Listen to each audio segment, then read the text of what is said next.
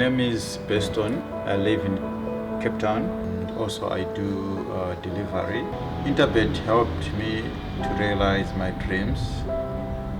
Now I have my own delivery vehicle and I'm able to do the removal in and around Cape Town.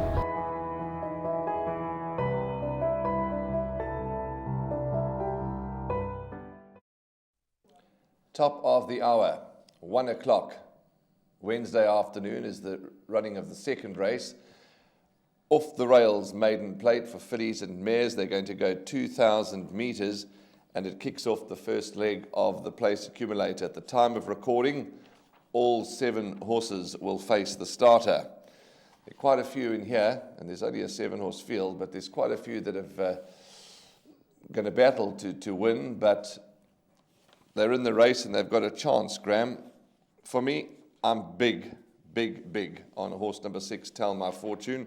If this was the first leg of the pick 6, I'd be bankering the Give Me the Green Light filly.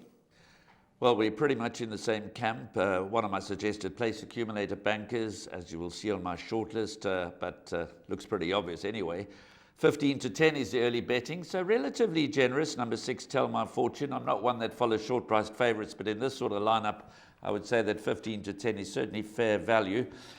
Good second over the course and distance last time behind Golden Grove. Further back in that race was Sparkling Flame that's come out to win. But there are a couple of interesting runners in the small field, not least of which, Warren, number 2, Raspberry Beret. Now, she showed enough talent she's only had the 4 starts. She's been placed in 2 of them.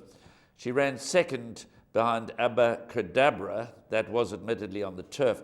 But what intrigues me here is that Carl Hewitson has taken the leap from sprinting all the way up to 2,000 metres in one hit.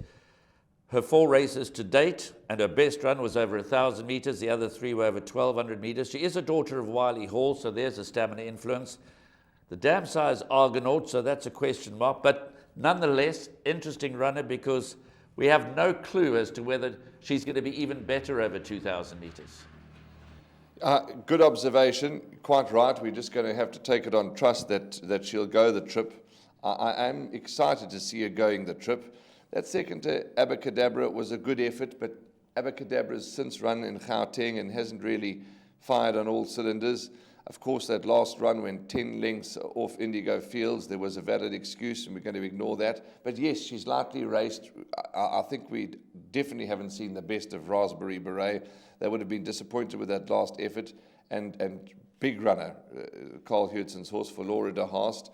And yes, that's probably the exact choice to Raspberry Beret. And there are still a couple of others that we need to touch on as well. A Flag of Wren has shown some promise, twice second over less ground. She goes up in trip, again flying the flag. You would expect her to do better over this kind of a trip. And then Sean Terry, of course, had a winner on Monday with Kuma. He's in town with number 7. He's Making Eyes at Me. The daughter of Gray's Inn is improving.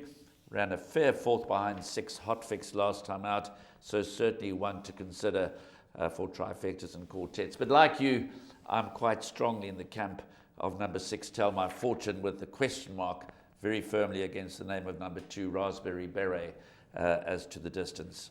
Okay, that's the second race. If you're at the races on Wednesday or you're watching on television, take a good look at the daughter of Give Me the Green Light, Tell My Fortune. She's an absolutely stunning filly.